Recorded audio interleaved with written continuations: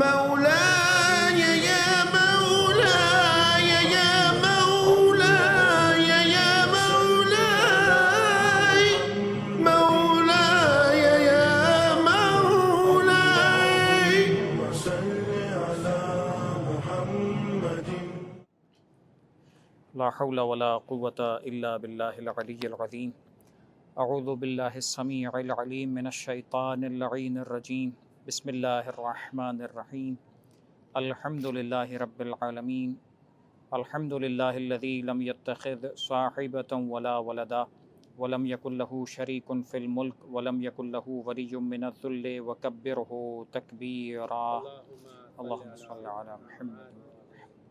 هو اللہ الذی لا الہ الا هو الملک القدوس السلام المؤمن المہیمن العزیز الجبار المتکبر. سبحان اللہ عما یشرکون. هو اللہ الخالق البارئ المصور له الاسماء الحسنى یسبح له ما فی السماوات والارض وهو العزیز الحکیم. والصلاة والسلام علی اشرف الانبیاء والمرسلین سیدنا ونبینا ومولانا ابی القاسم محمد. اللہم صل وعلى أهل بيته الطيبين الطاهرين المعصومين المنتجبين الميامين لا سيما على بقية الله في الأرضين وحجته على العالمين الذين أذهب الله عنهم الرجس وطهرهم تطهيرا. اللهم صل على محمد. واللعنة الدائمة على أعدائهم أجمعين من يوم ظلمهم وعداوتهم إلى يوم الدين. اما بعد فقد قال اللہ الحکیم فی کتابہ الکریم وقولہ الحق. بسم اللہ الرحمن الرحیم. کلا ان کتاب الفجار لفی سجین وما ادراک ما سجین کتاب مرقوم. صلوات پڑھی محمد و آل محمد. اللہم صلی علی محمد و آل محمد.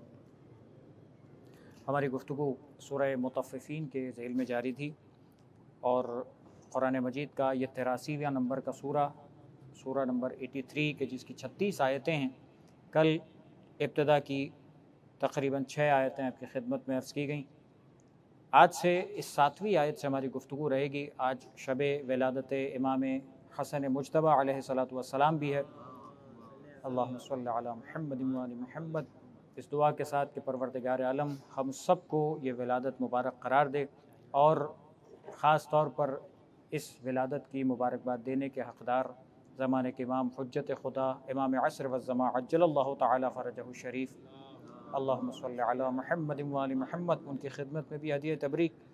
اور گفتگو ہماری اسی دعا کے ساتھ شروع ہوتی ہے کہ پروردگار اسی ولادت اور اس ماہ مبارک کے صدقے میں ہمیں ان تمام سوروں سے متعلقہ، حدیث سے متعلقہ، دین سے متعلقہ گفتگو کرنے کی، مجھے کرنے کی، آپ کو سننے کی، پروردگار ہم سب کو عمل کرنے کی توفیق عطا کرے. ایک مرتبہ پھر صلوات پڑھ دیں محمد و آل محمد. اللہم صلی علی محمد و آل محمد. گفتگو ہماری مطففین یعنی کم کرنے والے، جس میں ہم نے یہ تفصیل بھی ذکر کی تھی کہ قرآن مجید خود کہتا ہے کہ جب لیتے ہیں تو پورا لیتے ہیں، جب دیتے ہیں تو کم دیتے ہیں. یعنی یہ کم کرنے والوں سے وزن والے بھی مراد تھے، ناپ والے بھی مراد تھے، چیز کی کوالٹی کے اعتبار سے بھی مراد تھے. تو بس جو اس طرح کی چوری کرنے والے، چھوٹا چھوٹا مال چورانے والے، جو وزن کے اعتبار سے یا ناپ کے اعتبار سے، یہ پروردگار عالم نے ان لوگوں کی مذمت فرمائی ہے.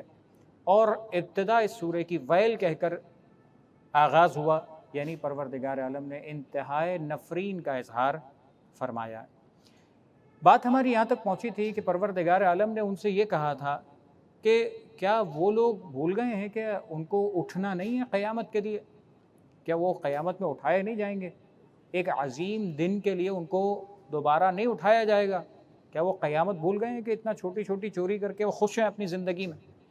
اب پروردگار عالم کہتا ہے کلا ان کتاب الفجار لفی سجین. ہرگز نہیں. یہ تمام چیزیں جو ہیں اگر وہ یہ سوچتے ہیں تو غلط سوچتے ہیں. اگر ان کے ذہن میں یہ بات ہے تو بالکل غلط بات ہے. پھر پروردگار کہتا ہے کتاب الفجار. فاجر ہونا یعنی کھلم کھلا ایک انسان گناہ کرے، جس کو ہم ایک لفظ استعمال کرتے ہیں فسق اور فجور. یعنی جب کھلم کھلا کوئی انسان گناہ کرنا شروع کر دیتا ہے اس کو کہتے ہیں فسق و فجور کرنا. دو طرح سے انسان کا گناہ ہوتا ہے جس کو ذکر کیا گیا کہ ایک مرتبہ انسان خدا کی معصیت کرتا ہے، گناہ کرتا ہے، نافرمانی کرتا ہے، لیکن چھپ کر کرتا ہے، اتنی شرم ہوتی ہے کہ مخلوق کے سامنے خدا کی نافرمانی نہیں کر رہا، یہ ایک لیول ہے۔ ایک مرتبہ یہ ہوتا ہے کہ انسان دوسری مخلوقات کے سامنے بھی ذرا سی بھی شرم محسوس نہیں کرتا، کھلم کھلا خدا کی نافرمانی کر رہا ہے اور خدا کی مخلوق کے سامنے کر رہا ہے۔ خدا سے تو نہیں چھپ سکتا، لیکن مخلوقات جو اس کے سامنے ہے کم سے کم اتنی تو شرم کرے کہ معاشرہ دیکھ رہا ہے، اتنی تو شرم کرے کہ اس کے گھر والے دیکھ رہے ہیں، اتنی تو شرم کرے کہ اس کا دوسرا مسلمان بھائی، مومن بھائی دیکھ رہا ہے۔ کہ یہ شرم بھی جب ختم ہو جاتی ہے، یہ ہوتا ہے اعلانیہ گناہ، یہ کہلاتا ہے فسق و فجور۔ پروردگار عالم نے لفظ استعمال کیا ان کتاب الفجار، یہ جو کھلم کھلا گناہ کرنے والے فاجر ہیں، ان کی جو کتاب ہے، ابھی کتاب سے مراد کیا؟ کتاب وہی جس کے اندر ان کا اعمال نامہ درج ہے، جو انہوں نے کیا ہے وہ سب لکھا گیا، وہ جو لکھا ہوا ہے اس کے اندر وہ کتاب لفی سجین، ان کی جو کتاب ہے نا وہ سجین میں ہے۔ اب سوال تو پیدا ہوگا سجین کیا ہے؟ سجین سے متعلقہ ایک نیا لفظ استعمال ہوا نا، سجین۔ تو اب یہ سجین پروردگار پھر اسی کی وضاحت پیش کرتا ہے، وما ادراک ما سجین، تم کو کیا پتا کہ سجین کیا، تم کو کیا ادراک ہوگا کہ سجین کیا ہے؟ یعنی خود قرآن نے لفظ استعمال کیا سجین کا، اور پھر قرآن خود اس سجین کی وضاحت کہتا ہے۔ پروردگار اس کا جواب، یہ صلوات پڑھ دیں محمد والے محمد۔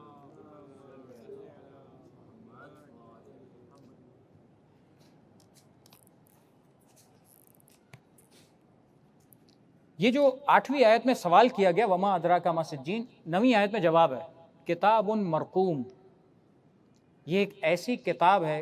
کتابت آپ کو معلوم ہے نا، کتبہ عربی میں لفظ استعمال ہوتا ہے لکھنے کے، جو کوئی چیز لکھی جاتی ہے اس کو کہتے ہیں کتبہ، لکھنے والا کہلاتا ہے کاتب۔ یہ عربی اور اردو کے اندر بھی استعمال ہوتا ہے، فارسی کے اندر بھی استعمال ہوتا ہے کاتب، عربی سے ہی آیا لفظ، دونوں جگہ پہ استعمال ہوتا ہے، کاتب یعنی لکھنے والا۔ مثال کے طور پر کہا جاتا ہے کہ اس فلاں کتاب کا کاتب کون ہے، کس نے اس کو لکھا ہے، کس کی رائٹنگ ہے، تو کاتب کا نام آتا ہے، تو وہ کاتب کہلاتا ہے۔ بس یہ کتاب، یہ جو کتاب کی بات آئی، پروردگار عالم کہہ رہا ہے کتاب جس میں لکھی گئی چیز ہے، فرمایا کتاب مرقوم، یہ ایسی کتاب ہے جس میں لکھا گیا ہے۔ سجین سے مراد یہ ہے کہ پروردگار کہہ رہا ہے یہ ایک ایسی کتاب کہ جس کے اندر سب کچھ لکھ دیا گیا۔ اب جب لکھ دیا گیا تو اب کوئی انسان ریکارڈ پر آنے سے پہلے چینج کروانا چاہے بات اور ہے، لیکن ایک مرتبہ کوئی چیز ریکارڈ پہ چڑھ گئی، اب وہ یعنی ایسا نہیں ہوگا کہ مٹ جائے، وہ ایڈٹ ہو جائے گی، وہ پہلی دفعہ والا کام نہیں ہوگا۔ لکھ دیا تو لکھ دیا، اب وہ دوبارہ ایڈٹ کرنے کے لیے ہوگا۔ آپ نادرا کارڈ بنانے جاتے ہیں، پہلی دفعہ کا ڈیٹا ہے، پہلی دفعہ آپ نے جو لکھوایا، وہ تو آپ سے جو پوچھا آپ نے بتایا، آپ نے لکھ دیا۔ اب دوسری دفعہ اگر کوئی چینج کروانا ہے تو وہ رہے گا کہ آپ کا ایڈریس پہلے والا یہ تھا، اب والا یہ ہے، آپ کا نام پہلے یہ تھا، اب یہ ہے، آپ کی فلاں آئیڈینٹی میں یہ فرق آیا ہے، آپ کی فلاں چیز میں یہ فرق آیا، ڈیٹا میں سیو رہے گا۔ بس یہ وہ چیز ہے، پروردگار کہہ رہا ہے تم جو کر رہے ہو نا، یہ کیا ہوا لکھ دیا، اب وہ لکھ دیا تو موجود اور محفوظ پروردگار عالم کے پاس موجود ہے، بس اس سے کوئی بھاگ نہیں سکتا، اس سے کوئی ایسا نہیں کر سکتا کہ ختم ہو جائے۔ ہاں، پروردگار عالم نے جو توبہ رکھی ہے وہ مومن کے لیے، مسلمان کے لیے، کہ پروردگار عالم اس کے اوپر جس کی توبہ قبول کرتا ہے اس کے لیے انعام رکھتا ہے، وہ ایک ڈیفرنٹ بات ہے۔ اگلی آیت کتاب مرقوم کہہ دیا کہ لکھی ہوئی کتاب ہے۔ اچھا، پھر جو میں نے شروع میں کل آپ کی خدمت میں عرض کیا تھا کہ جہاں آیت کا آغاز ہوا تھا ویل کہہ کر، وہی ویل کا لفظ یہاں پر 10ویں آیت میں استعمال ہوا، ویل یومئذ للمکذبین، نفرین ہو ان لوگوں پر کہ اس دن کہ جس دن کے یہ لوگ جھٹلانے والے ہیں، یعنی قیامت کے جھٹلانے والے۔ اب کوئی سوال کرے، میں نے کل یہ جملہ نہیں کہا تھا، آج میں سمجھا کر پھر یہ جملہ کہوں گا۔ روایت میں نے کل آپ کی خدمت میں پیش کر دی تھی، 2 آیتیں میں پیش کر دوں پھر بات کرتا ہوں۔ ویل یومئذ للمکذبین، اس روز تکذیب کرنے والے، جھٹلانے والے، ان کے لیے ہلاکت ہے، نفرین ہے ان کے لیے۔ الذین یکذبون بیوم الدین، یہ ہیں کون؟ بھائی ایسے لوگ ہیں کہ جو یوم الدین کو جھٹلاتے ہیں، یوم الدین کو جھٹلاتے ہیں۔ یوم الدین یہ بالکل واضح لفظ ہے، الحمدللہ رب العالمین الرحمن الرحیم مالک یوم الدین، روزانہ انسان یہ لفظ پڑھتا ہے، دین کے دن کا مالک پروردگار۔ یہاں وہی لفظ استعمال کیا، الذین یکذبون بیوم الدین۔ خدا جانے کیا مصلحت ہے پروردگار عالم کی، لیکن قرآن مجید میں قیامت کے لیے بہت سارے الفاظ استعمال ہوئے ہیں، خود قیامت کا لفظ بھی استعمال ہوا ہے، دیگر بہت سارے لفظ استعمال ہوئے ہیں، یوم الفزع الاکبر کہا ہے، نہ جانے کتنے مختلف ناموں کے ساتھ قیامت کے دن کو یاد کیا۔ لیکن یہاں اس مقام پر جہاں بات شروع ہوئی تھی کمی کرنے، اچھا کمی کرنا اگر کوئی کر رہا ہے تو وہ تو روز کی بات ہے، تو جس طرح سے یہ چھوٹا چھوٹا چوری کرنے والا عمل، چھوٹا چھوٹا چرانے اور کم زیادہ کرنے والا عمل روز کا ہے، نماز بھی تو روز کی ہے۔ پورا دن اگر دکان پہ بیٹھ کے انسان ڈیل کر رہا ہے تو نماز بھی تو دن میں 5 مرتبہ پڑھ رہا ہے، اور یہ 5 مرتبہ نماز میں کم سے کم 10 مرتبہ الحمد تو پڑھنا ہی پڑھنا ہے، مالک یوم الدین تو پڑھنا ہی پڑھنا ہے۔ یہاں پروردگار یاد دلا رہا ہے کہ جو کم کرنے والے ہو نا، وہ یاد رکھنا، اگر تم یہ کام کرتے ہو کہ قیامت کو بھول گئے ہو، قیامت کو جھٹلانا چاہتے ہو، یعنی ایسا کہ نہیں کچھ نہیں ہونے والا، بعد میں کچھ نہیں، کوئی نہیں پکڑے گا، کہ ویل یومئذ للمکذبین، جھٹلانے والوں پر لعنت بھی کی، ویل بھی کیا، اور اس کے بعد فرمایا یہ وہ لوگ ہیں کہ جو یوم الدین کے جھٹلانے والے ہیں، اور یوم الدین کا لفظ قیامت کے لیے۔ حضرات محترم، میں نے کل ایک روایت کا جملہ پیش کیا تھا 5ویں امام محمد باقر علیہ الصلوۃ والسلام کا،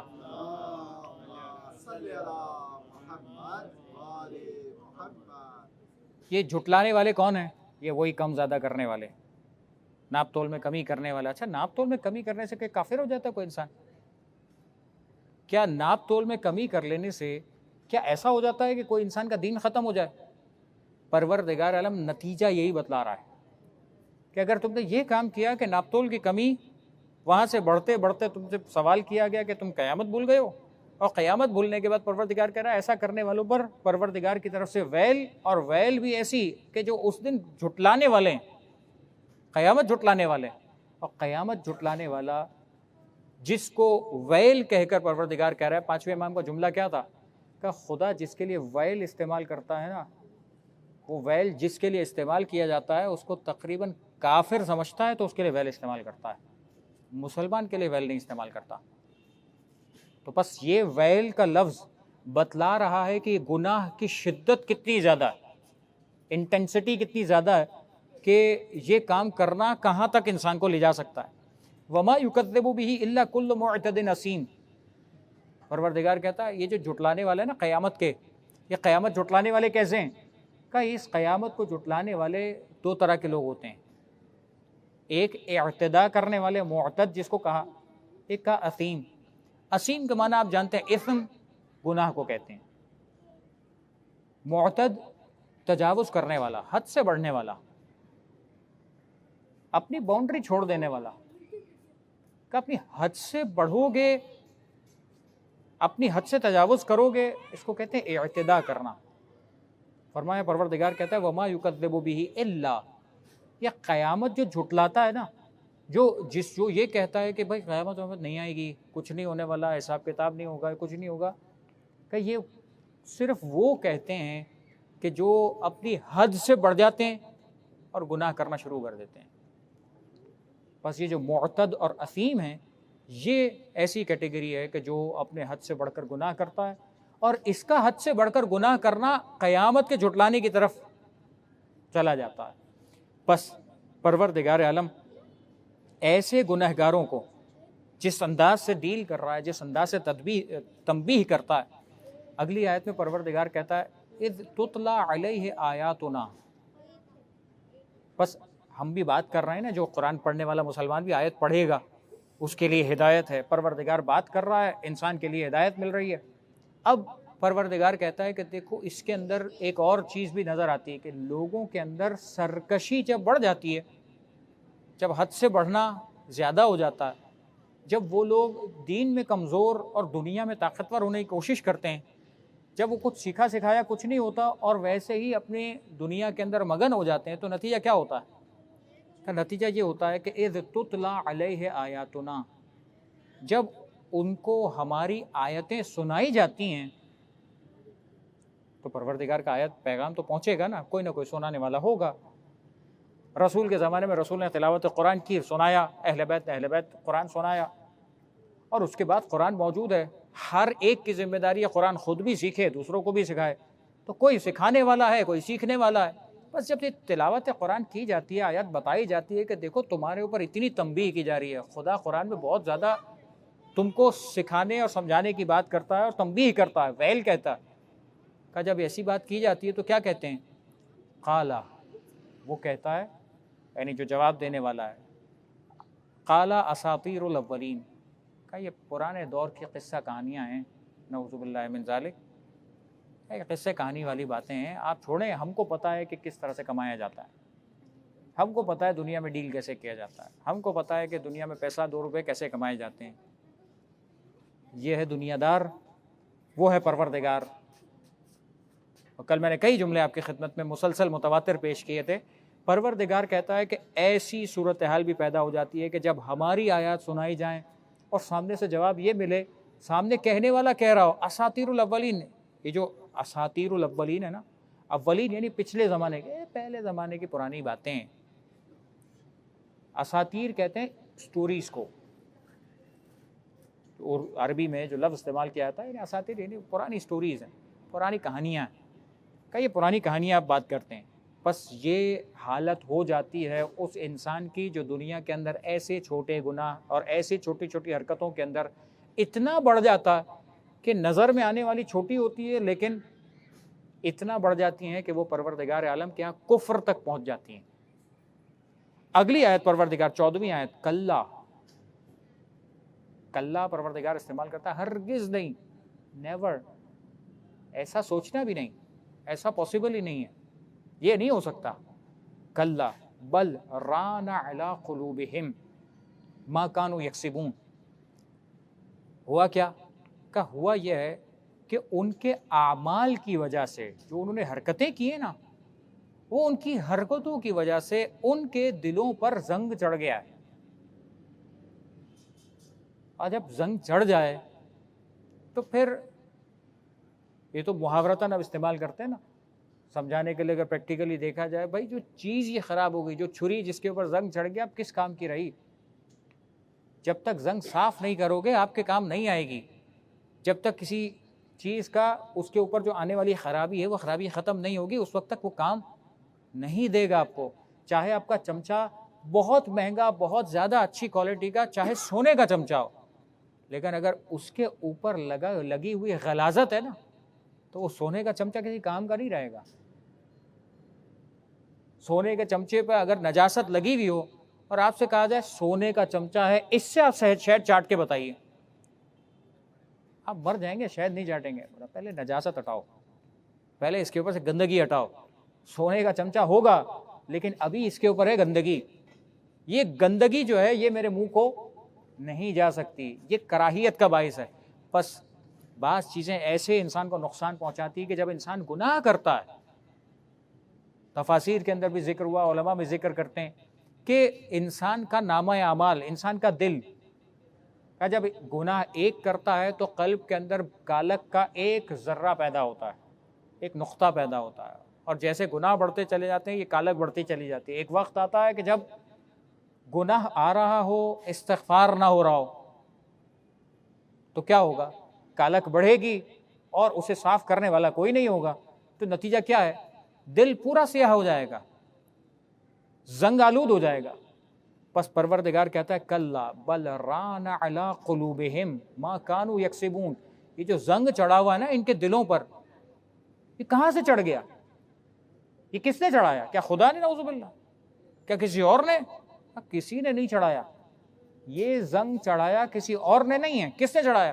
ما کانوا یکسبون، یہ جو خود کر رہے ہیں نا، ان کے کاموں نے ان کے دلوں کو زنگ چڑھایا ہے، ان کی حرکتوں نے ان کو زنگ چڑھا دیا، ان کی حرکتوں نے ان کو یہاں پہنچا دیا۔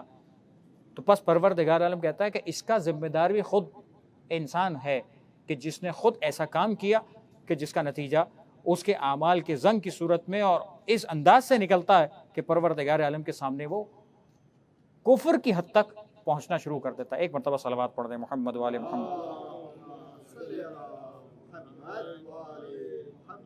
پھر پروردگار عالم وہی کلا ابھی استعمال ہوا تھا، پھر دوبارہ استعمال کیا آیت نمبر 15 کے اندر، کلا انہم عن ربہم یومئذ لمحجوبون۔ پروردگار کہتا ہے ہرگز نہیں، اس روز یہ لوگ یقیناً اپنے رب کی رحمت سے بڑے حجاب میں ہوں گے۔ خدا کی رحمت سب برس رہی ہوگی، یہ لوگ الگ ہی ہوں گے کہ جو خدا کی رحمت سے دور ہوں گے، ان کے اوپر بس پروردگار کی رحمت پہ ایسا حجاب ہوگا کہ ان لوگوں تک نہیں پہنچے گی، کہیں پہنچے گی، بہت سارے لوگوں کو سیراب کرے گی، بہت لوگوں کو رحمتیں ملیں گی، ان لوگوں کو نہیں ملیں گی۔ حجاب آ جاتا ہے، حجاب، وہی حجاب سے لفظ استعمال کیا لمحجوبون، کہ یہ لوگ اب حجاب میں آ جائیں گے۔ حجاب دنیا میں پروردگار عالم کہتا تھا ان سے کرو کہ جن سے پروردگار کہتا ہے حجاب کرنے کو، بس اس دن ان کے اعمال کا نتیجہ یہ ہے کہ حجاب خود بخود آ جائے گا کہ ایک طرف رحمت پروردگار اور خود ان کے اعمال اور ان کے زنگ کا حجاب ایسا ہوگا کہ رحمت دور ہوتی چلی جائے گی اور یہ لوگ پروردگار عالم کی رحمت سے دور ہوں گے۔ ثم، پھر اگلی آیت پھر پروردگار کہتا ہے انہم لصال الجحیم، یہ لوگ جہنم میں جھلسیں گے،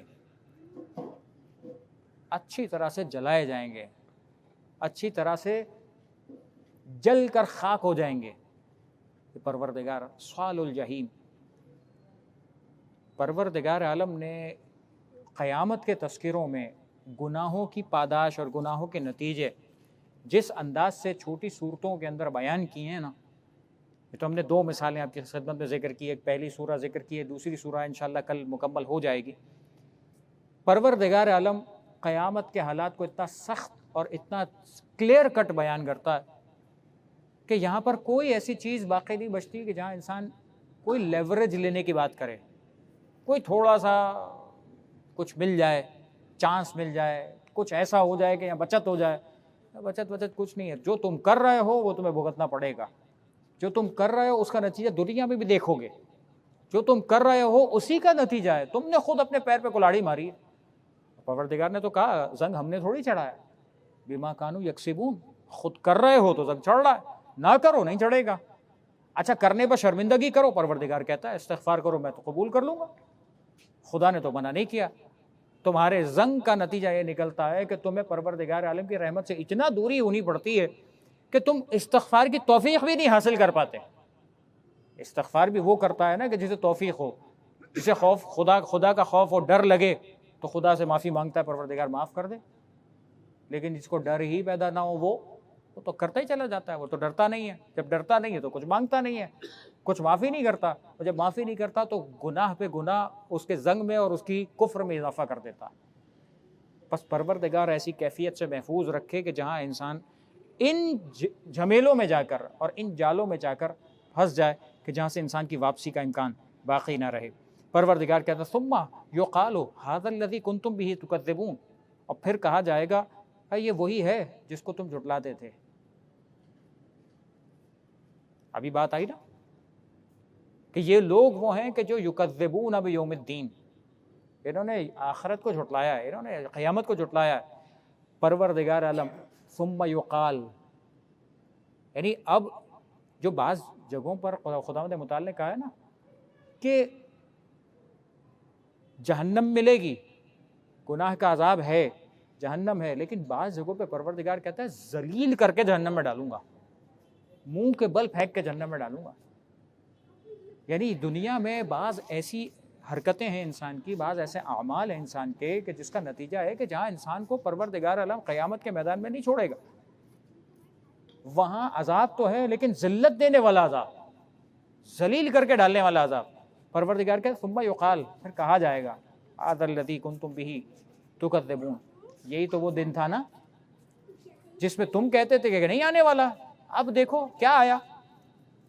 یہ خدا کی طرف سے وہ جواب ہے، وہ تنبیہ ہے کہ دیکھو یہ دن آ گیا جس کو تم منع کرتے تھے کہ نہیں آنے والا، کہ یہ آ گیا، اور آ گیا اب ایسا آیا ہے کہ اب تمہارے ہاتھ میں کچھ نہیں رہا، اب ہم تمہیں بتائیں گے کہ کیا ہے۔ ہمارا قانون، ہماری قدرت، ہمارا اختیار. بس پروردگار عالم نے اس آیت مبارکہ میں کہا. پھر یہ ایک کیٹیگری ختم ہوئی. اب دوسری کیٹیگری کی بات شروع کی جاتی ہے. کلا، ہرگز نہیں، یہ جھوٹ نہیں ہے، قیامت کو جھوٹ کی بات نہیں ہے، کوئی ایسی بات نہیں ہے، بلکہ ان کتاب الابرار لفی علیین. وہ کتاب الفجار تھی، یہ کتاب الابرار ہے. وہاں پر گنہگاروں کا نامہ اعمال تھا، یہاں پروردگار کہتے ہیں کتاب الابرار. نیکوکاروں کی جو کتاب ہوگی لفی علیین، وہ کہاں ہوگی؟ کہ وہ ہوگی علیین میں. وہ سجین میں تھی، یہ علیین میں ہوگی.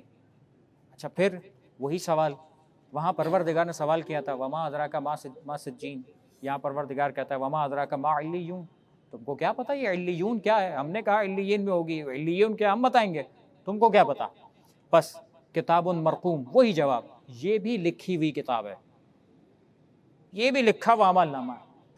جیسے وہاں پر تھا ایسے یہاں پر بھی ہے. بس کتاب مرقوم یشہدہ المقربون، مقرب لوگ اس کو دیکھیں گے، مقرب لوگ اس کا مشاہدہ کریں گے. اور یہاں آنے کے بعد اب جو پروردگار عالم نے ان نیکوکاروں کے لیے جو خصوصیات اور جو نعمتیں اور جو کیفیتیں بیان کی ہیں، میں 2 آیتیں کہہ کر آپ کی آج کی زحمت مکمل کروں. پروردگار کہتا ہے ان الابرار لفی نعیم. جو نیکوکار ہے نا، دنیا میں تمہیں شریف کبھی نظر آتا تھا، کبھی تم سمجھتے تھے کہ میں نے اس کو چیٹ کر کے کتنا پیسہ کما لیا، اور یہ دیکھو غریب آدمی آج بھی وہیں کا ٹھیلا لگا رہا ہے، یہ فلاں آدمی فلاں حلال کے چکر میں یہیں کا یہیں پڑا ہوا تھا. کہ دیکھو وہ جو ابرار تھا، اس ابرار کی اب ہم بتاتے ہیں کہ حیثیت کیا ہے. کہ ان الابرار لفی نعیم. وہ ابرار جو ہیں نا، وہ ہوں گے نعمتوں میں. اور جسے خدا نعمتوں میں قرار دے تو کیسا قرار دے گا؟ علی الارائک ینظرون، مسندوں پر بیٹھ کر نظارے کر رہے ہوں گے. یہاں دنیا میں لوگ ان کا مذاق اڑاتے تھے، لوگ ان کی باتیں کرتے تھے، لوگ انہیں دیکھ کر ہنستے تھے. کہ یہ ابرار کی کیفیت ہوگی کہ پروردگار نعمتوں کے اندر ابرار کو قرار دے گا. اور علی الارائک ینظرون، اور وہ نظارے کر رہے ہوں گے. اب وہ نظاروں کی کیفیتیں کیا ہیں آگے جا کر وہ بھی انشاءاللہ کل بیان ہوگی، اور یہ سورہ بھی انشاءاللہ مکمل ہو جائے گا اس دعا کے ساتھ کہ پروردگار ہمیں دین اہل بیت سیکھنے، سمجھنے، اس پر عمل کرنے کی توفیق عطا فرمائے، اور ہم سب کو زمانے کے امام کے ناصران میں قرار فرمائے. امام زمان علیہ السلام کا ظہور جلد فرما. پروردگار تجھے واسطہ محمد و آل محمد کا، جو مومنین مرحوم مومنین و مومنات دنیا سے گزر گئے ان تمام کی مغفرت فرما. آل علیین میں جوار معصومین سے ملحق فرما. وآخر دعوانا الحمدللہ.